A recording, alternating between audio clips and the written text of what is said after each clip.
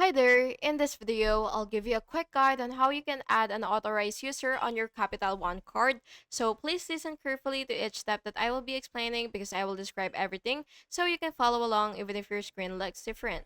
So the first thing that you will have to do is sign into your account.